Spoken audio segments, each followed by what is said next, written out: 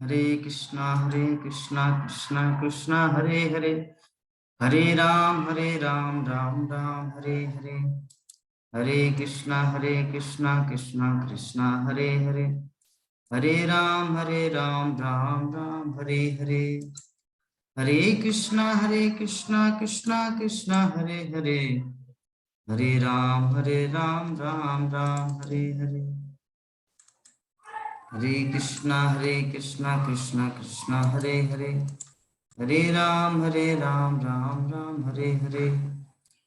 हाँ प्राण मोहन प्रभु जी, एक दो पॉइंट बताइए प्रभु जी, अगर स्मरण में हो तो। हरे कृष्णा प्रभु जी। भगवान सब कुछ देख सकते हैं, लेकिन भक्त को, अपने भक्तों को वो नहीं छोड़ सकते हैं। भक्तों की वो हर हालत में रक्षा करते हैं, क्योंकि विष्णुदेव जो है प्रतिज्ञा किए थे कि कल जो है हम पांडवों को खत्म कर देंगे, लेकिन इसलिए वो जो है अपनी प्रतिज्ञा को तोड़ करके जब युद्ध मैदान में वो रथ का चक्का उठा करके उनके ऊपर दौड़े, तो उनका ये भी अति नहीं रहा कि उनका कपड़ा जो है, वस्त्र नीचे गिर गया था धरती पर, धरती कांपने लगी थी। तो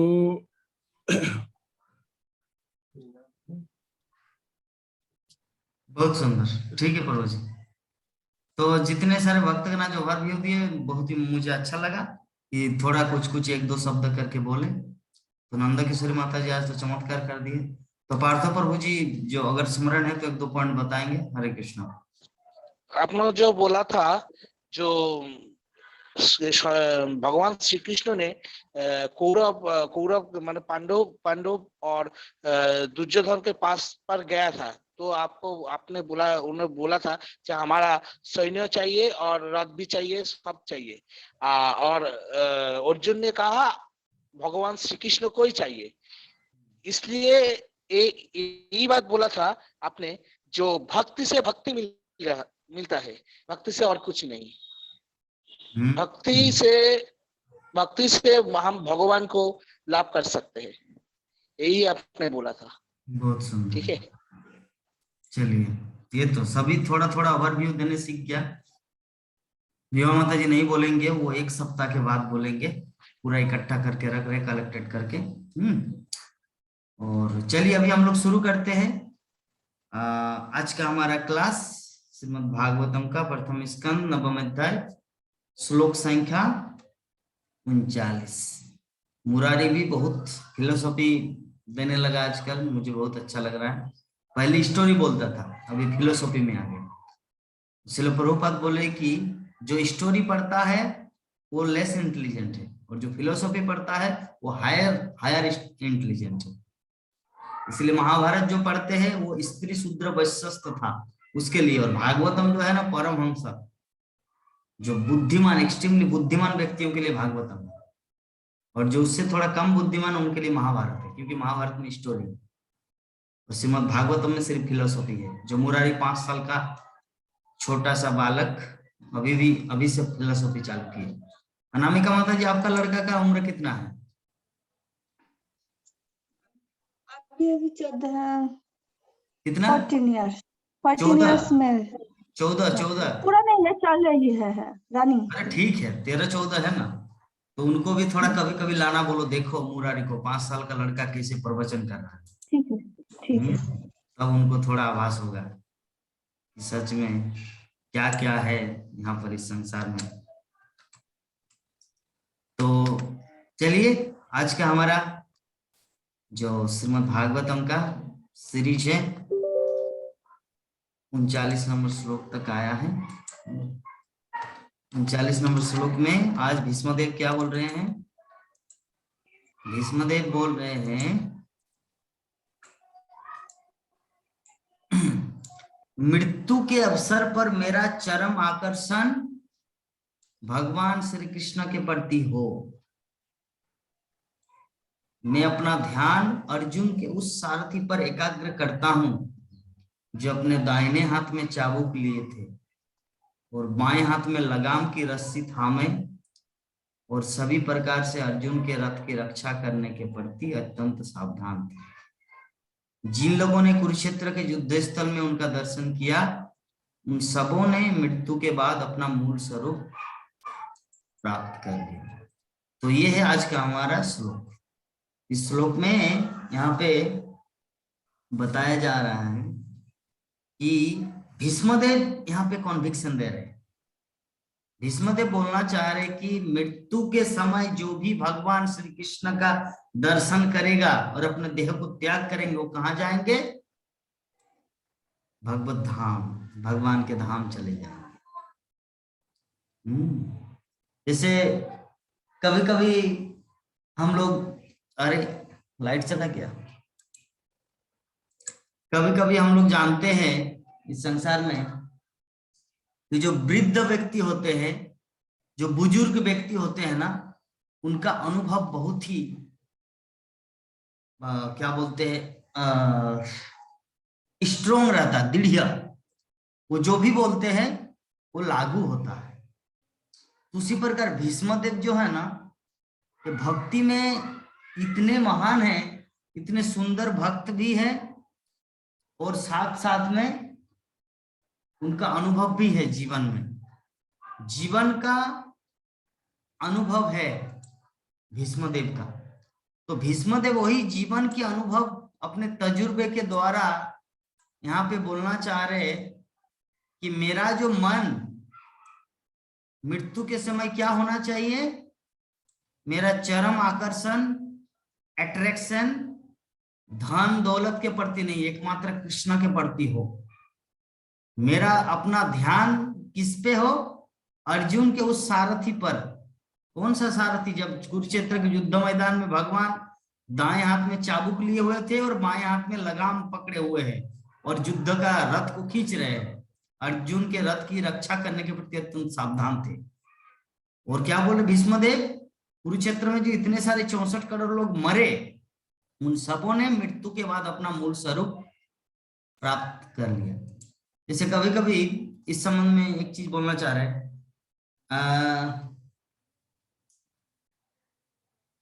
एक ड्राइविंग लाइसेंस बनाने के लिए व्यक्ति एक मैदान में जाके ट्रायल कर रहा है, मतलब गाड़ी चला के दिखाना पड़ता है आरटीओ सर को। तो आरटीओ सर देख रहे हैं, एक व्यक्ति आया गाड़ी चलाया चला गया, एक व्यक्ति आया गाड़ी चलाया चला गया, एक व्यक्ति आया गाड़ी चल, हाँ ठीक है, हाँ ठीक है, हाँ ठीक है। इस तरह करके एक एक आया, एक एक चला जा रहे हैं। तो देखा कि शाम 5:30 बज गया, अभी शाम ढोल होने वाले हैं। उस समय बोले कि हाँ सबका पास हो गया, जाओ जाओ सबका पास हो गया।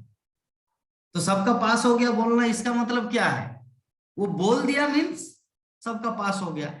तो उसी प्रकार भीष्मदेव जब बोल दिया कि कुरुक्षेत्र के युद्ध मैदान में जो भी मरे वो सभी भगवान के धाम को प्राप्त हो गया, इसका मतलब प्राप्त हो गया, सभी पास हो गए।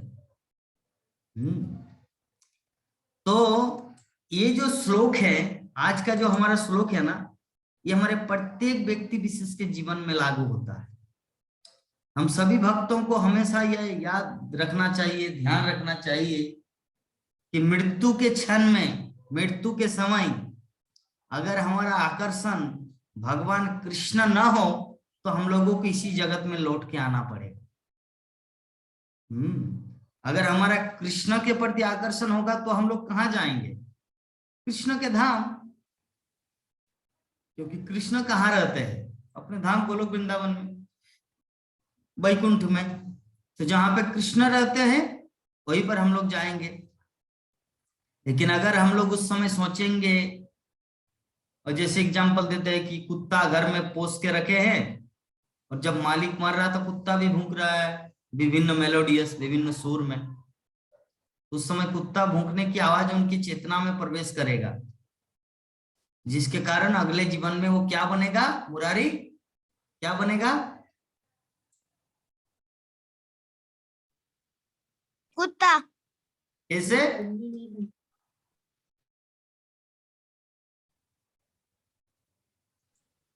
कुत्ते की आवाज आई। क्योंकि उसके कान में कुत्ते की आवाज आई प्रभु जी। हाँ, उसके कान में कुत्ते की आवाज आ रही है, और कुत्ते की आवाज आने के मतलब उनका जो मन में, उनके ध्यान में कुत्ते का पूरा स्वरूप, कि कुत्ते का 4 पैर होता है, उनका पूंछ होता है, हाँ, कुत्ता का जीभ बाहर रहता, पूरा कुत्ते का स्वरूप उसको नजर में आएगा। जब कुत्ते की आवाज वो सुनेंगे तो अगले जीवन में कुत्ता बनेगा। हाँ, तो इस प्रकार हम लोग विभिन्न परिस्थितियों में मरते हैं।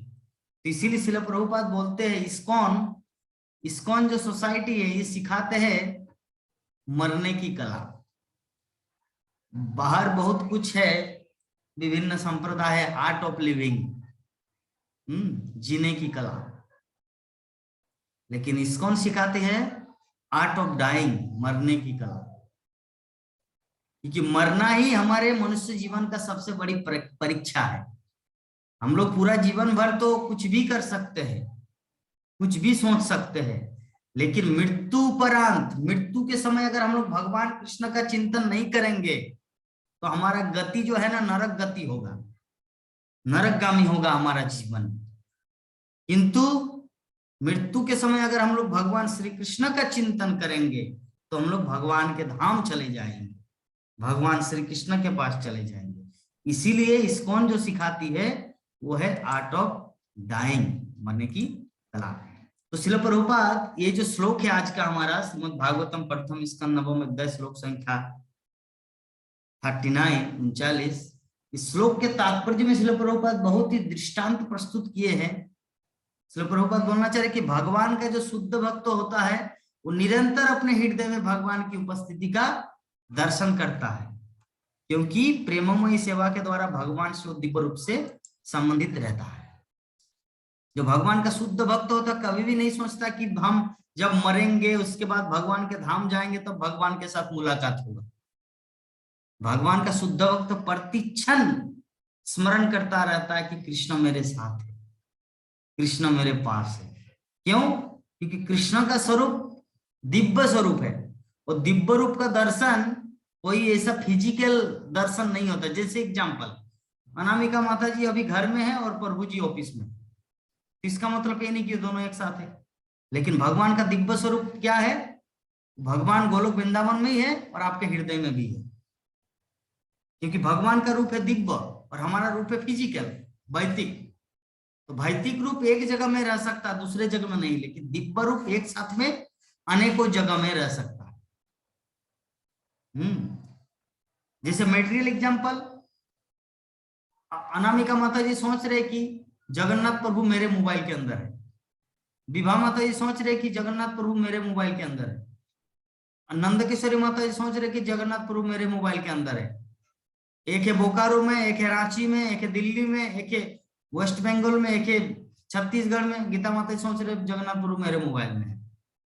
तो जब एक मेटेरियल चीज जूम या व्हाट्सएप जब एक जगह में इतनी जगह हो सकता है, तो भगवान के लिए क्या असंभव है कि एक जगह में मतलब एक व्यक्ति विशेष प्रति जगह में नहीं रह सकता। जब साधारण एक जूम एप्लीकेशन ऐसा हो सकता है तो क्या कृष्ण नहीं कर पाएगा? नंद किशोरी माता जी का क्या कहना है? जब एक साधारण जूम एप्लीकेशन ऐसा कर सकता क्या, तो क्या कृष्ण नहीं रह सकते हर जगह? जी प्रभु जी रह सकते हैं। हाँ, आप मोबाइल को सीधा कीजिए, सीधा मतलब टेढ़ा कीजिए। सीधा में आप सबको बताया ना, सीधा देखने से बेकार लगता है, यूट्यूब में अच्छा नहीं आता, बड़ा आना चाहिए ताकि लोग पहचाने ये नंद किशोर माता जी। ठीक है, तो प्रभु जी आप दिखाई नहीं पड़ते हैं, आप क्योंकि खाली ये लाइट दिखाई नहीं है, पड़ते हैं। मेरे रूम में लाइट नहीं है। जी ठीक है जी प्रभु जी जी जी। देखिए लाइट नहीं, जिसके कारण मेरा रूप कैसा दिख रहा है। देखिए आप लोग, देखिए, देख रहे हैं? मुझे दिखाई दे रहा है जैसे एक नेगेटिव रील होता ना, पहले जो केडिया कैमरा में आता था, स्टूडियो में जाके हम लोग जो फोटो उठाते तो पहले से रील आता था नेगेटिव, फिर वो धोते हैं तो अच्छा क्लियर फोटो आता था। तो क्यों नेगेटिव दिखाऊं? नेगेटिव दिखाना भी नहीं, नेगेटिव देना भी नहीं चाहिए, तो एक्चुअली ओरिजिनल देना है फोटो को। तो अल्टीमेटली हम लोग क्या समझे, जो भगवान का जो शुद्ध भक्त होता है, भगवान श्री कृष्ण उनके हृदय में वास करते हैं। तो हम सब के हृदय में भगवान वास करते हैं कि नहीं? हम लोग को ये फील होता है? अनामिका माता जी बताइए, फील होता है भगवान आपके पास है? एग्जाम्पल देके बताइए, एक उदाहरण के माध्यम से बताइए कि आपके साथ भगवान है। हाँ, बहुत बार होती है। कई बार है कि बहुत ज्यादा मुश्किल में पड़ जाते हैं, तो कैसे उससे उबारे ये सोचते सोचते जब भगवान का नाम लेते हैं, तो शायद उस चीज में उतना नहीं हो पाता, क्योंकि भगवान नाम लेने से वो चीज आसान हो जाती है। ये बहुत बार हो चुकी है मेरे साथ तो बहुत बार। हाँ, तो अल्टीमेटली हम लोग समझे कि भगवान का जो दिव्य रूप है ना, दिव्य मतलब एक साथ में विभिन्न जगह रह सकता है, क्योंकि भगवान का नाम और रूप में कोई अंतर नहीं है। हमारे नाम में और रूप में अंतर है। जैसे पहले हम लोग एग्जांपल दी थी कि Coca Cola Coca Cola Coca Cola Coca Cola, Pepsi Pepsi Pepsi बोलने से क्या हमारा पेट भरेगा? नहीं भरेगा, क्योंकि पेप्सी और पेप्सी, ओरिजिनल पेप्सी और उनका नाम दो अलग अलग चीजें। पानी पानी पानी पानी पानी पानी बोलने से हमारा प्यास नहीं बुझेगा, क्योंकि पानी अलग चीज है और पानी का शब्द अलग चीज है। लेकिन भगवान कृष्णा कृष्णा कृष्णा कृष्णा कृष्णा कृष्णा कृष्णा कृष्णा कृष्णा कृष्णा, आप सारा दिन भर भी बोलेंगे ना फिर भी थकान नहीं होगा। क्यों? यही प्रमाणित करता है कि भगवान का नाम दिव्य है। और अगर मैं आपके बोलूं, पार्थ प्रभु को बोलूं, प्रभु जी आपको 50 रुपया देते हैं, आप 10 मिनट तक पेप्सी बोलिए, Pepsi Pepsi Pepsi Pepsi Pepsi Pepsi Pepsi, कितना देर तक बोलेंगे? हाँ, 50 रुपए के चक्कर में पेप्सी बोलते बोलते 50 बार आप अपने घड़ी को देखेंगे कि 10 मिनट कब पूरा हो रहा है। लेकिन जब आपको बोलेंगे कि कृष्ण नाम लो, तब उस समय आप बिना द्विधा से आराम से आंख बंद करके हरे कृष्णा कृष्णा कृष्णा हरे हरे, हरे राम राम राम हरे हरे। तो ये है फिलॉसफी। तो ये है दिव्य, ये है पहचान दिव्यता का। तो हम सब जो क्लास कर रहे हैं, क्या क्लास है? मेटेरियल फिजिकल क्लास या दिव्य क्लास? दिव्य क्लास है, ट्रांसेंडेंटल नॉलेज, दिव्य ज्ञान का क्लास है, दिव्य क्लास है। हाँ, तो ये दिव्य ज्ञान के क्लास से क्या होता है? हमारा जो आत्मा है, हम सब तो विभिन्न प्रकार का क्लास करते हैं, इंजीनियरिंग, मेडिकल, ज्योतिष शास्त्र, धनुर्विद्या, आपका कपड़े कैसे, गमछा कैसे बनाया जाता है, कपड़ा कैसे बुनना होता है, विभिन्न तरह का नॉलेज इस संसार में। लेकिन क्या कोई ऐसी जगह में कुछ नॉलेज है जहां पे हम जो आत्मा है, आत्मा के बारे में ज्ञान दे? नहीं। तो इसीलिए हमारा जो क्लास हो रहा है भागवतम क्लास मीन्स आत्मा का क्लास हो रहा है, आत्म साक्षात्कार का विज्ञान का क्लास हो रहा है। तो जो शुद्ध भक्त होता है वो भगवान को क्षण भर के लिए भी नहीं भूल सकता, इसी को कहा जाता है समाधि। तो जोगी जो होते हैं अपनी इंद्रियों को इन समस्त व्यापारों से हटाकर परमात्मा में एकाग्र करने का प्रयास करता है और इस तरह अंतत्वगत वो समाधि प्राप्त करता है। लेकिन भक्त तो भगवान के साकार रूप के साथ साथ उनके नाम, जस, लीलाओं आदि का निरंतर स्मरण करते हुए सहज ही समाधि प्राप्त करता है। ये भक्त और जोगी में अंतर क्या है? एक बिल्डिंग है 10 तला, तो जोगी जो होते हैं ना वो सीढ़ी का सहारा लेके 10 तला उठता है, और भक्त जो है ना लिफ्ट में घुसकर वो सीधा एक बटन दबा देते हैं, 10 नंबर लिख देता, सीधा 10 तला बिल्डिंग ऊपर पहुंच जाता है। एक्चुअली दोनों ही व्यक्ति विशेष चले जाते हैं 10 तला के ऊपर छत में। जो सीढ़ी में जा रहे हैं वो भी छत में जा रहे हैं, और जो लिफ्ट में जा रहे हैं वो भी छत में जा रहे हैं। तो कौन बुद्धिमान है? प्राणमोहन प्रभु, कौन बुद्धिमान है? जो लिफ्ट से जा रहा है। हाँ, जो लिफ्ट से जा रहे हैं वो बुद्धिमान है। क्यों? क्योंकि लिफ्ट से जाने वाला व्यक्ति अपने समय का सदुपयोग कर रहे हैं। क्योंकि क्यों मैं समय को टाइम पास करूं, बेकार क्यों समय का दुरुपयोग करूं, बेहतर है कि तुरंत जल्दी जाके काम को फिनिश कर देते हैं। तो जब समय बचेगा तो 2 माला जप करेंगे हरे कृष्ण महामंत्र का। ठीक है। ये मुरारी का दाढ़ी हो गया क्या? दाढ़ी जैसा दिख रहा था, क्या लगाए थे? ठीक है, अच्छा, तो हम लोग डिस्कस कर रहे थे क्या? समाधि। समाधि का अर्थ क्या है? जोगी जो सिद्धि करते, जैसे एक व्यक्ति, एक छोटा बच्चा स्कूल जाता है, उसका परफेक्शन क्या है? माध्यमिक परीक्षा में पास होना, उसको कहा जाता समाधि। उसी प्रकार जो जोगी होते हैं, जो हिमालय की गुफा में, कंदराओं में तपस्या करते हैं, तो वो भगवान को प्राप्त करता है। समाधि भगवान विष्णु का ध्यान करता है, उसको कहा जाता समाधि। तो दो उदाहरण दिया समाधि प्राप्त करने का। एक जो लिफ्ट से जाना, तो लिफ्ट से जो जाता है वो है भक्त, और जो सीढ़ी से जाता है वो है जोगी। तो बुद्धिमान वही है जो लिफ्ट से जाता है, अर्थात जोगी से भी बढ़कर है भगवान का भक्त।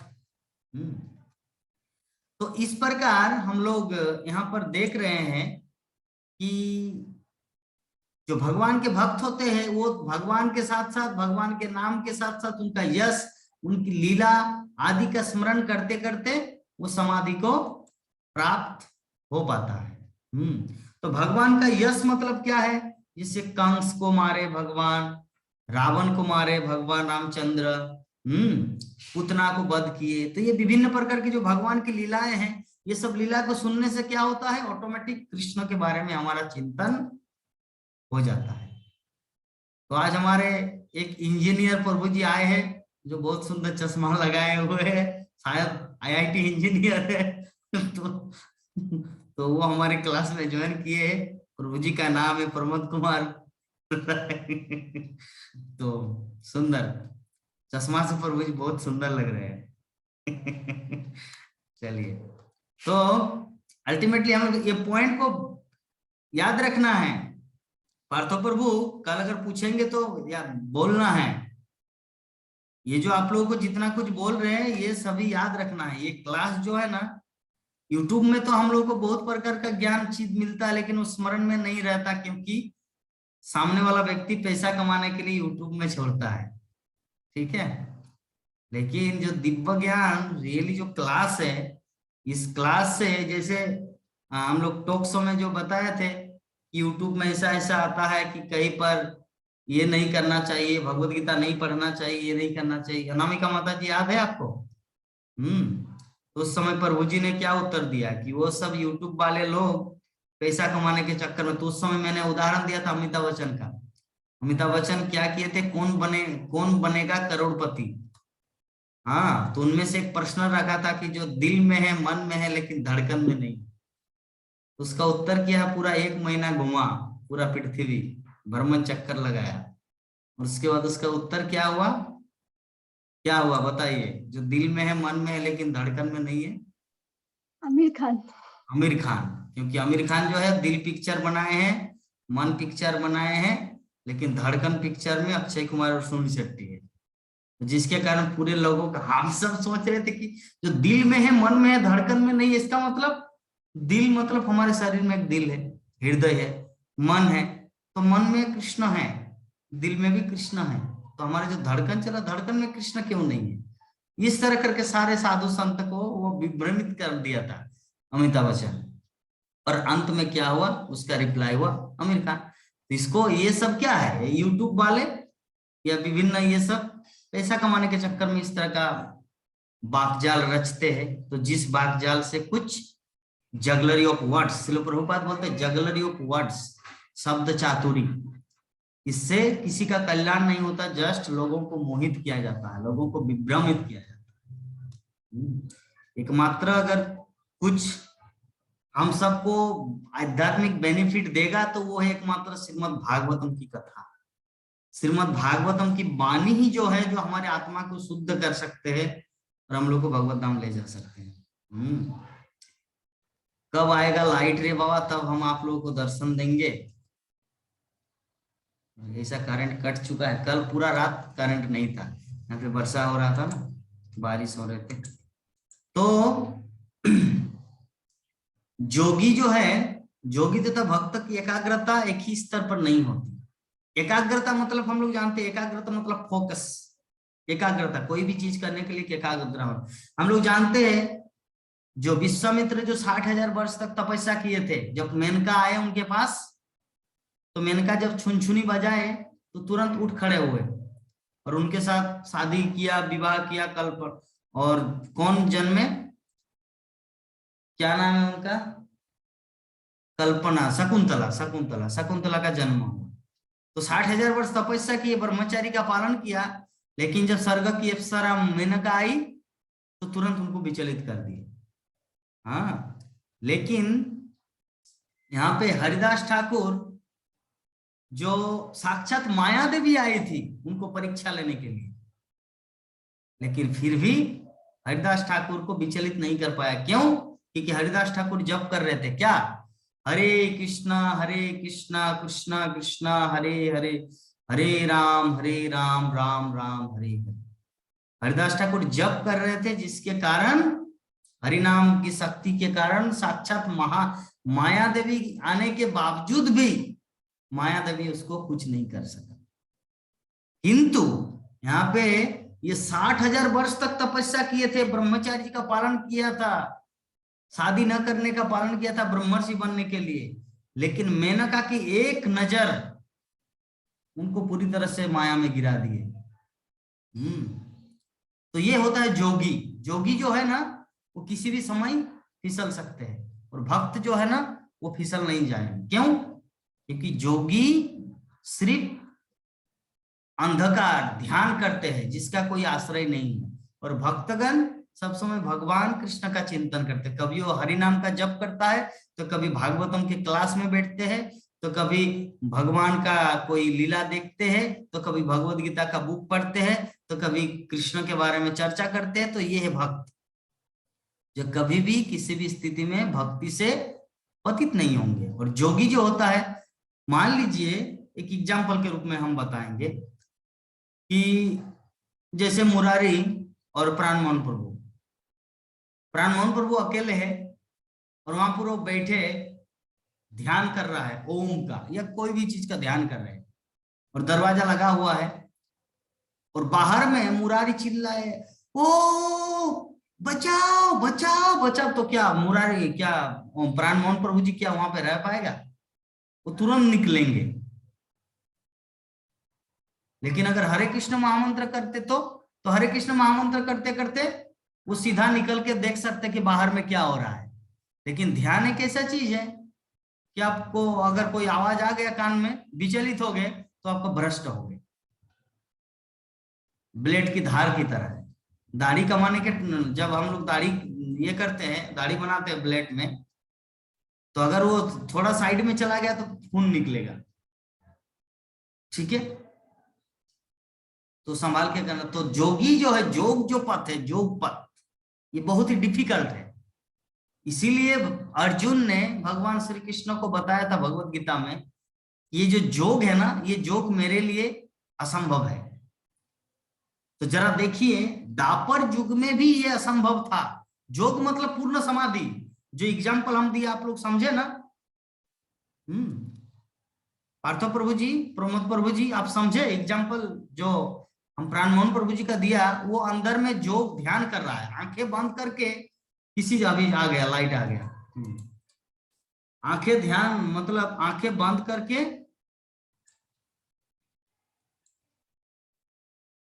हरे कृष्णा कृष्णा कृष्णा, आंखें बंद करके वो किसी चीज का ध्यान कर रहे थे, और वहां पे मुरारी चिल्ला रहे, कुत्ता आके उसको, कुत्ता उनके पीछे पीछे दौड़ रहा है, मुरारी आगे आगे दौड़ रहे हैं, कुत्ता उसके भू भू करके उनके, और मुरारी बोले बचाओ बचाओ बचाओ। तो अभी प्राणमोहन प्रभु क्या करेंगे? दौड़, ओ ऐसा क्या कर पाएगा? नहीं कर पाएंगे। उनको खिड़की खोल के या दरवाजा खोल के उसे निकलना है, और निकल गया मतलब फिनिश। जोग में अगर आप डिस्टरबेंस हो गए, जैसे हम लोग जानते हैं ना, विभिन्न जो भगवान शिव जो ध्यान कर रहे थे और कामदेव को सभी देवता बोले कि तुम जाओ और शिव जी को उठाओ क्योंकि वो ध्यान में है। तो कामदेव बोले कि नहीं बाबा, बोले कि अरे हम सब है, 33 कोटि देवी देवता है एक साथ, डोंट वरी। तो कामदेव जैसे गए और शिव जी उठे, त्रिनेत्र खोल गया और कामदेव पूरी तरह भस्म हो गए। कामदेव पहले एक व्यक्ति विशेष था। कामदेव मतलब सेक्स डिजायर, इसको कहा जाता है कामदेव। जो किसी भी व्यक्ति विशेष के प्रति आकर्षण होता है उसी को कहा जाता है कामदेव। जो कामदेव का बाण बोलते हैं ना, 5 बाण होता है, कामदेव काम बाण बोलते हैं ना, हम सब जानते हैं। काम मतलब वर्क नहीं, काम मतलब यौन वासना। तो कामदेव पहले मूर्तिमान स्वरूप था।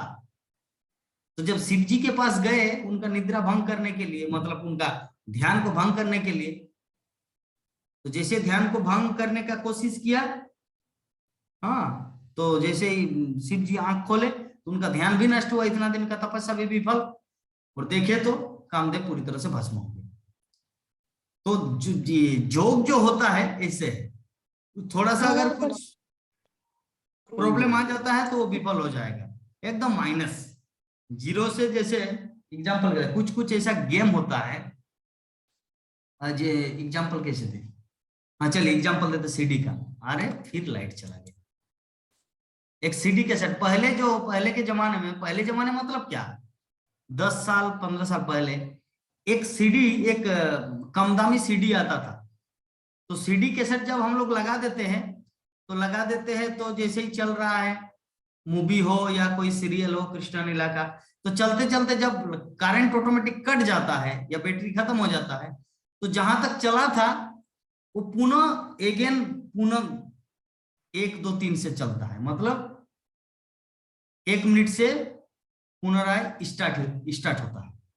लेकिन जो अच्छा सीडी है, डीवीडी अच्छा है, उसमें अगर कैसेट को लगा देंगे तो अगर करंट कट भी जाए तो जहां से आप खत्म किए हैं वहीं से चालू होता है। आप लोग समझे मैं क्या एग्जांपल दिया, समझ पाए?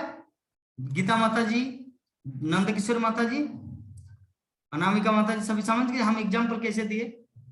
कि पहले जो सीडी आया था ना, जो नया सोनी का, अबाउट 15-20 साल पहले, हाँ, तो उस समय एक सीडी था, कैसेट लगा दिया तो चलते चलते अगर आपका करंट चला गया, गोल हो गया, तो मान लीजिए 1 घंटा 30 मिनट 37 सेकंड तक देखे, तो करंट चला गया तो पुनः आपको 0 से चालू होता है। वो कौन सा सीडी था? वो आपका कम दामी वाला जो नया नया है। लेकिन जैसे ही थोड़ा हायर टेक्निकल आ गया सीडी, तो जैसे आपका करंट अगर चला भी जाए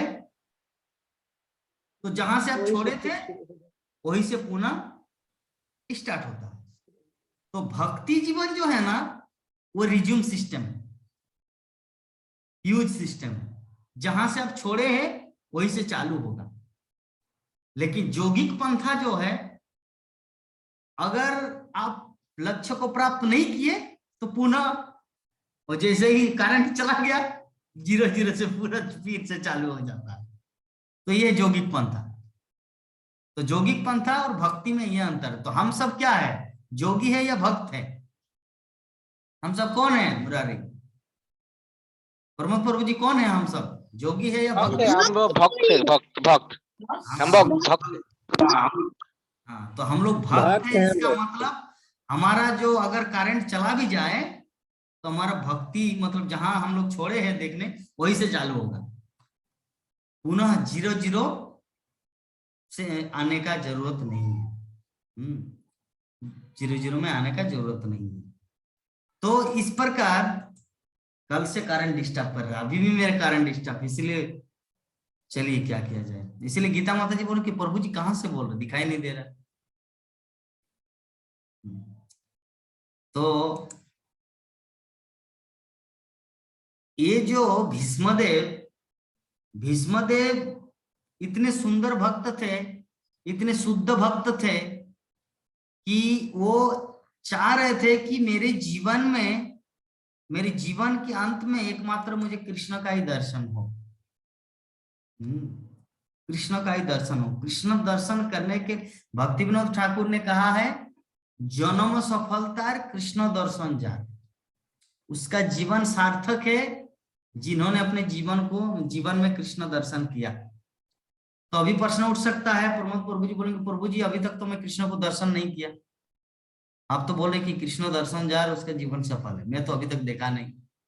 देखिए इसका प्रश्न का उत्तर यही है कि कृष्ण दर्शन मतलब, कृष्ण मतलब ऐसा नहीं कि जैसे हम आपको देख पा रहे हैं, जैसे एग्जांपल आप मुझे अभी क्या देख पा रहे हैं, आप हमें देख पा रहे हैं अभी, यस नो? नंदकिशोर माता जी आप हमें देख पा रहे हैं अभी? नहीं देख रहे हैं, ये देख रहे हैं प्रभु जी, आप दीक्षा ले रहे हैं हमें। वो नहीं, मैं जो पूछ रहा हूँ वो बताइए, आपको वकील की तरह आप अभी मुझे देख पा रहे हैं, यस नो? नहीं देख रहे हैं प्रभु जी। अच्छा नहीं देख रहे, नहीं।